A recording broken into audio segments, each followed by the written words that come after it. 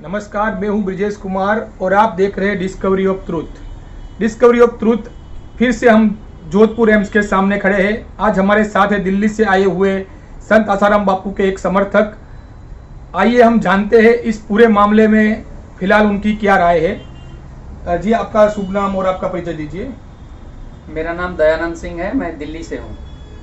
आसाराम जी बापू की एक मांग है, उनको आयुर्वेदिक इलाज चाहिए। आखिर ऐसी क्या बात है कि उनको अपनी पसंद का इलाज मुहैया नहीं कराया जा रहा है?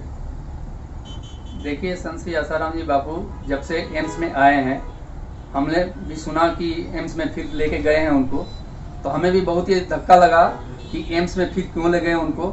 वहाँ जाने के बाद उनकी तबीयत पिछली बार कितनी खराब हो गई थी और उनके जान को भी खतरा हो गया था। और इस तरह से उनको जो रेमडेसिविर जैसे इंजेक्शन घातक दिए गए थे जो कि नहीं देना चाहिए था, और वो भी एक एक नहीं, छः इंजेक्शन उनको दिए गए इस अवस्था में। और उन्हें ये लोग फॉरवर्ड नहीं ले जा रहे हैं, जबकि 2016 का ही आर्डर है सुप्रीम कोर्ट का कि इंडिविजुअल को जो है अपने इच्छा के अनुसार, स्वेच्छा अनुसार वो अपना इलाज करा सकता है। लेकिन फिर भी ये लोग जो है वहाँ न ले जाकर और यहाँ लेके आते हैं। तो इससे हमें तो लगता है कि इनका भी मंशा वही है, षड्यंत्र के तहत इनको लाया जा रहा है। क्यों नहीं ले जा रहे हैं आयुर्वेदिक हॉस्पिटल में, जब इनके पास आर्डर है, कोर्ट का आर्डर है, सुप्रीम कोर्ट का आर्डर, तो उससे बड़ा कौन है? सुप्रीम कोर्ट से, उच्च न्यायालय से कौन है देश में?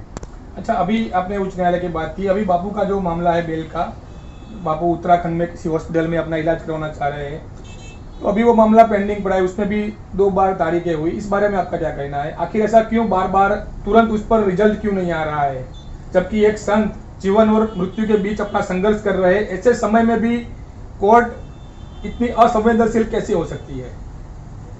जो हमारे केस लड़ने वाले हैं वो इस केस को, सीरियसनेस को नहीं समझ रहे हैं। तो इससे हमें तो ऐसा लगता है कि ये भी षड्यंत्र कर रहे हैं।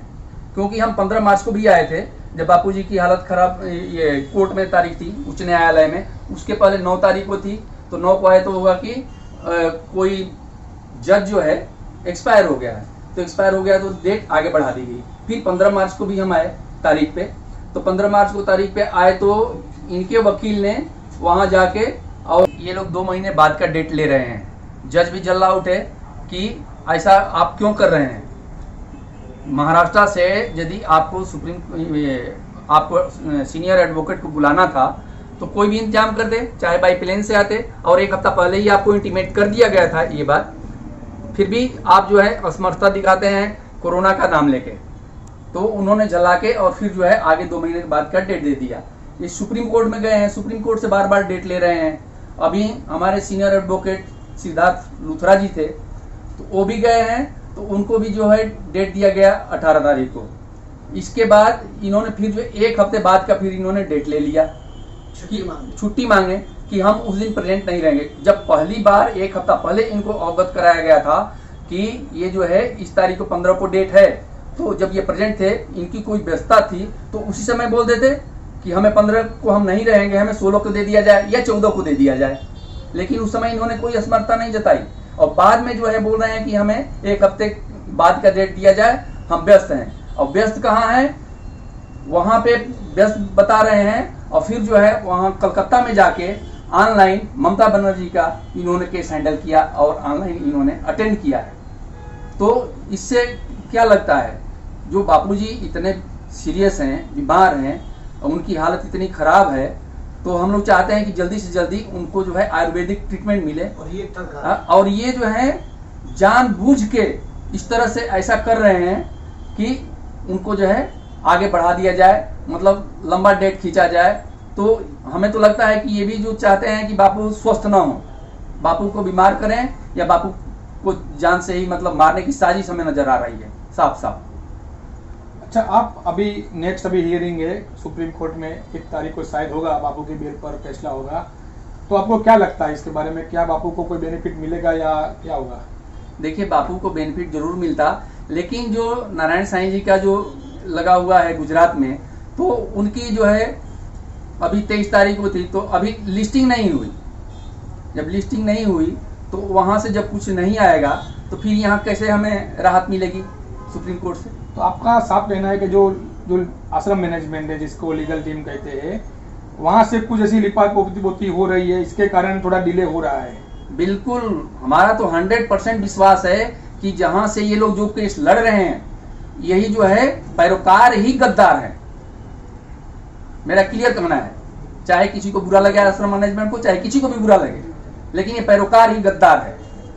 लेकिन हम जब देखते हैं, क्योंकि कोई 2-3 व्यक्ति इतने बड़ा केस कैसे कर सकते हैं, जैसे हम देखते हैं कि ये पॉलिटिकल षड्यंत्र है पूरा, तो ये पॉलिटिकल षड्यंत्र है, तो आप कह रहे हो कि ये जो भी आप जिस पर आरोप लगा रहे हो, हम उसके बारे में हम बात नहीं करेंगे। हम कहते हैं कि ये षड्यंत्र है, तो ये लोग कैसे उसमें शामिल हो सकते हैं? ये लोग ऐसे शामिल हो सकते हैं क्योंकि पॉलिटिकल षड्यंत्र तो है।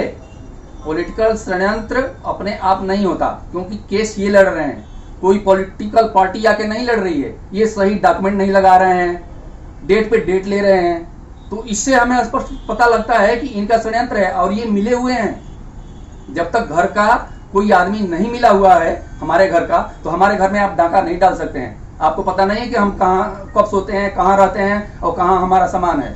लेकिन यदि हमारा भाई आपसे मिल जाए तो सब कुछ आपको बता देता और आपको लिए भी बहुत आसान हो जाएगा कि इनका जो है हम डकैती कर सकते हैं, इनको मार सकते हैं। वही हाल हो रहा है। तो फिलहाल लीगल मैनेजमेंट को, लीगल टीम को अब क्या करना चाहिए इस मामले में, जब बापू को एक अच्छा स्वास्थ्य, अच्छा ट्रीटमेंट मिले या बापू को आगे अच्छी राहत मिले, इसके लिए लीगल मैनेजमेंट को आप क्या कहना चाहेंगे? लीगल मैनेजमेंट को हम यही कहना चाहेंगे कि अब भी वक्त है, वक्त हाथ से निकल जाएगा तो कुछ नहीं होगा। अभी सुधर जाए, भगवान इनको सद्बुद्धि दे और सही तरीके से केस को लड़ें और हमारे बापूजी को राहत मिले। तो इस आपका साफ कहना था कि कहीं ना कहीं जो बापूजी की जो लीगल टीम है, मैनेजमेंट टीम है, कहीं उनसे भी कोई गलतियां हो रही है, वो इंटेंशनली हो या अनइंटेंशनली हो, लेकिन कहीं ना कहीं वहां से भी गलतियां और डिले हो रहा है। तो इस वीडियो में इतना ही, मिलते हैं अगले वीडियो में, तब तक के लिए मुझे इजाजत दीजिए। जय हिंद, जय भारत, जय सनातन।